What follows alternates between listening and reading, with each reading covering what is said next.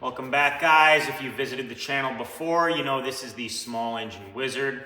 Today we are going to be working on this GP6500. The customer's having an issue where it will not start. You can also use this guide if your machine is running rough or if you're getting surging, up and down idle, up and down idle. So we're going to be cleaning the carburetor and going through to make sure you're having fuel getting to the carburetor. And I'm gonna guide you guys through the whole thing, and when you're finished with this, hopefully you have a good running machine. So, you guys watched my stuff before. You know I don't really like to beat around the bush. Let's get right to it.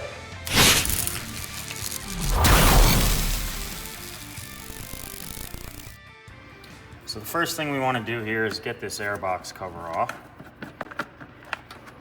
Put that to the side, get your air filter out. We can get this metal piece out, then we're gonna come around to the back of the airbox.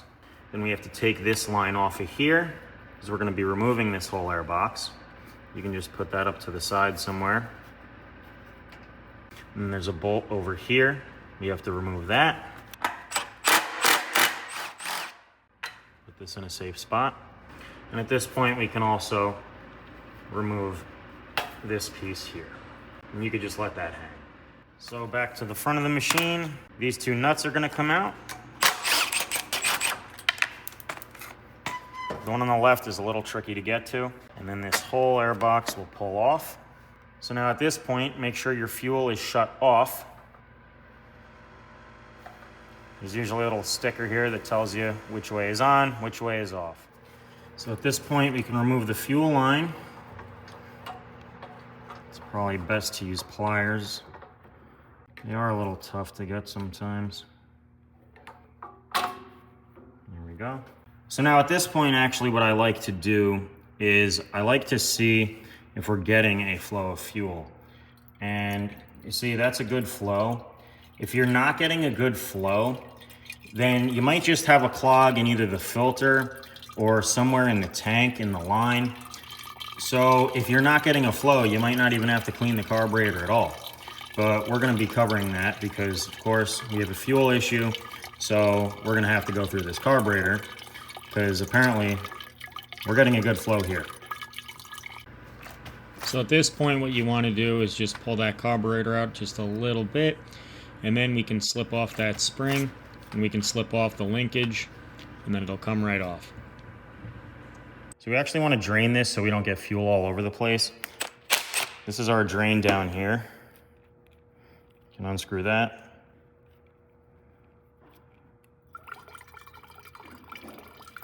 And just let that drain. Get our bottom off. Remove our bowl. We can remove our float. And we can remove our jet inside here. Just a flathead screwdriver. And dump that out. This is the one that you unscrewed. And this is the one that sits behind it. So if you're unable to just knock it out, that actually sits inside there, right here. That is that. Let's see if we can knock that out so you guys can see. Yeah, see? That piece there. Sometimes they just fall out, sometimes they won't. So now we're going to remove our pilot. This is just the stopper, and this will pop up and off. And then this jet, this is the important one. This is the one, if you're getting surging, or if you're getting an up and down idle, this is typically what's responsible for that. And if you are gonna be using carburetor cleaner on this, which I highly recommend, we're gonna go through that. You do probably want to remove this gasket if possible. If it's not too stuck, then remove it. Because what happens is that carburetor cleaner, it makes this rubber swell and you'll never get it back on correctly. All right, so we will put our parts on our clean station. So what I use for this step is actually torch tip cleaners. You might be able to find them online as a pack on Amazon or something. They might call them carburetor cleaners, but they really are torch tip cleaners. So what we want to do here is all these tiny little holes you see, you want to clean them all out. And no, usually spraying them out with air isn't good enough. You really actually want to get a needle through there in order to actually clean it. And what you want to do is you want to fit the largest needle in there that you can in order to clean this out properly. So if it's a tight fit, that's good. Just move it back and forth a couple times and do that to every single hole on this piece. Because what happens a lot of the time is that fuel will harden inside these little holes. So just air or just carburetor cleaner isn't really enough. You actually need to scrape it out. And that's what this tool is doing. So I personally like to go through both sides, one side then the other side, move that in and out a couple times. Then I like to take this one specifically, because it has a couple bends to it, and move that through the center in and out, and just turn it real slowly. Scrape anything that might be in there. All right, on to the next. This is our main jet, but same thing, the biggest one you can fit in there with it still being snug, but you really don't want to make any of these holes actually larger. So like that one kind of wants to go in, but it doesn't quite. So we'll go to the next size down. See if this one fits, and that one does. It's actually a pretty good fit. Same thing, in and out. Do the other side, clean that out. This piece here, give this a nice cleaning. These carburetors really are pretty simple. So this piece, the important piece, there is a hole through here that passes up through here. And this is very, very tiny. There isn't much that'll actually fit through here. Like, I think my smallest piece on my torch tip cleaners is still too big. Oh, actually, it fits. It usually doesn't. But what I do have and what you can get are these little micro drills. They sell them in a pack like this. I got these ones at Harbor Freight. There's plenty of other brands you can find. These actually fit really well in here. This one's actually a little bit too small. But as long as you're gentle with these, they won't break. I've broken a bunch of them, so don't feel bad. If it is feeling tight going in here, just turn it slowly or get a smaller size and work your way up. So this piece now, we're gonna wanna blow through this way with the carburetor cleaner. This is the one I like to use. It's just what I have local, so that's what I get. So now if you blow through here, you're gonna get a ton of carburetor cleaner all over these O-rings.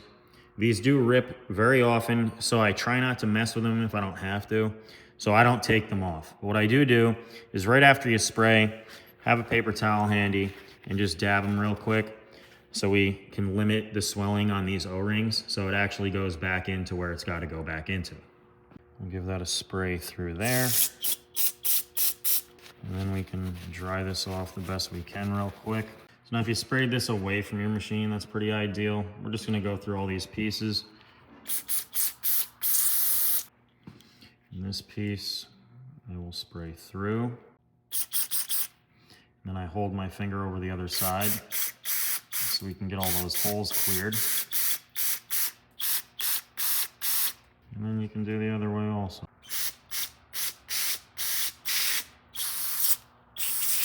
Just give that a nice spray down. So this whole bowl get cleaned out. If you have any crusty anything in the bottom, you can scrape that out with a little screwdriver or anything you have that's kind of hard.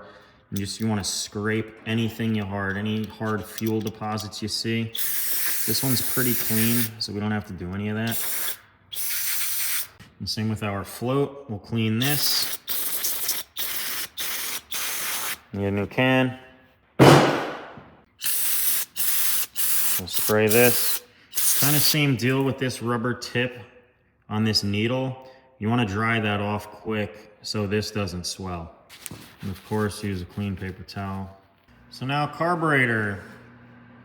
Any little hole you see, you're going to want to spray it out. So in here, this is where our pilot goes. This is our idle jet. And there's a little passage that goes from this side through and then out into the throttle body. So that side actually exits right in here. There's a couple tiny little holes. And then this side goes through and exits right here. This is the most important part. So we can fit the straw in there and spray out this way.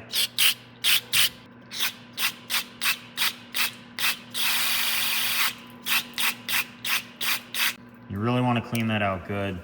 There is a port through here on this side, but unless you kind of want to get fancy with some tools, a lot of the time you can't get these out easily or put them back in so they actually seal. Then we will spray out this way.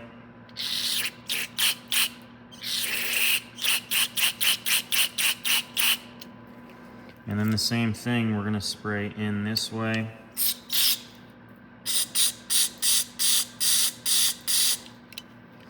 And then this hole in the bottom here, spray through. And then just make sure the whole thing's clean. Spray everything out. This is gonna exit through the bottom. I'm gonna spray out our inlet for our fuel. Make sure that's not clogged.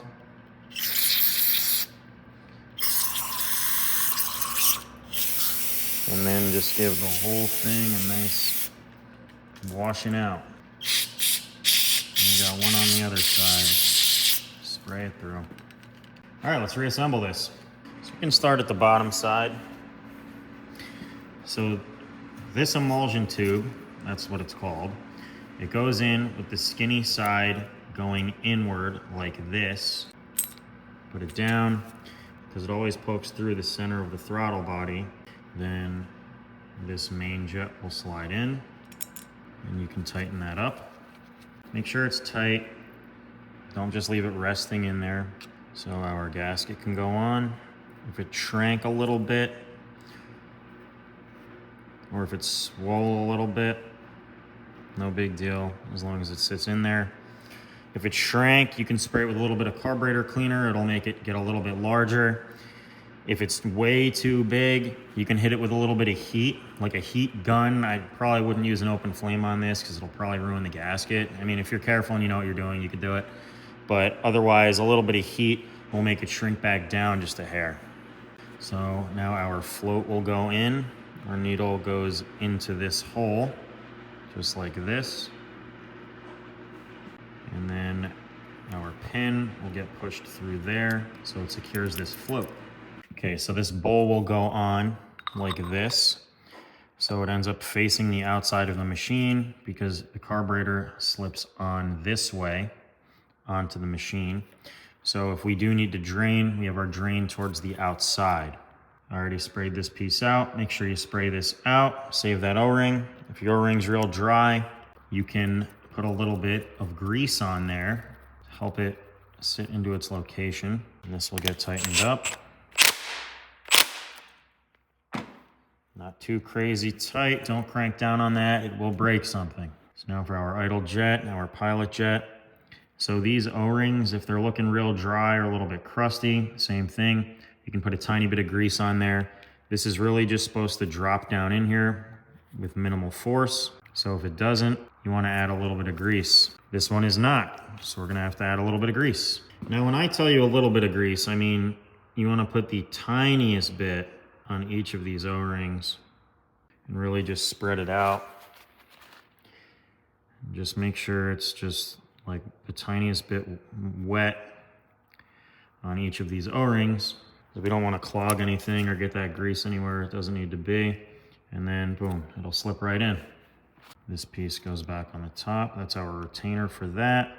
And this piece is our idle adjustment, and it also holds that jet in there. We can tighten this up. And I set these so it's setting kind of flush with this side here, because these ones don't have to go in too far. If it's not really dirty and you can't see exactly where it was, I'll just go in just a tiny bit further than that. You could see there. So then we have our drain bolts. Tighten that down. All right, let's go put this back on the machine. Okay, so first of all, make sure your gasket isn't ripped or anything. If it's ripped, get a new one. If you're really in a bind, you can seal it up with a tiny bit of RTV or you can make a paper gasket out of a piece of paper or cardboard or something. So this linkage slips into this hole right in here. So we actually have to turn this like so. And then that'll hopefully fit on there with enough finagling. Yep, you might have to pull out the carburetor a little bit to get the angle. That'll snap back. And then this spring goes in this tiny little hole here on the outside. You might need a pair of pliers for this, but try not to really, bend or damage that spring. So then this can slip on without damaging that gasket, hopefully. Put your fuel line on. Put your clip on. Make sure your gasket's intact. You can get this air box back on there. Slip it through those two holes. I'm just gonna snug this up. We're not gonna tighten it down quite yet. We can come to the back side of our machine. Get this bolt in there. So once those tops are snugged up on that carburetor, then you can tighten this.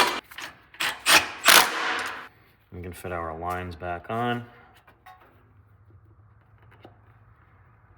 Secure these back up. Now we can tighten this carburetor. And at this point, if you're ready, you can turn your fuel on. Put our plate back on. Make sure it sits into the little dimples. Our air filter direction doesn't really matter too much, but for this sake, we're gonna put it back on the way that it came off. And this we will slip top down and tighten this up. If you got fresh fuel in it, if your fuel is good, then you're really ready to fire this thing up. We didn't have any water in this fuel, so I didn't drain it. I'm gonna see exactly what happens once I do get this thing started, and we'll go from there.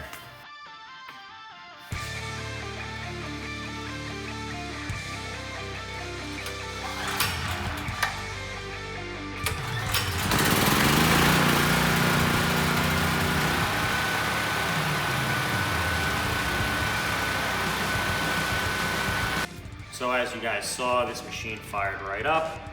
That's pretty much what happens when you got clean fuel and you have good fuel going to the carburetor, and you have good fuel coming up through your carburetor. So with that carb dirty, the machine really isn't gonna run great. And as you guys saw, once it's cleaned out, we got fresh fuel. Now this thing runs great. So just another little way you guys can save money at home, or if you're in a pinch during a storm, you need to get this thing running. That is definitely one thing you can check for. So I hope you guys liked the video, and there will be more soon, so hit that subscribe button.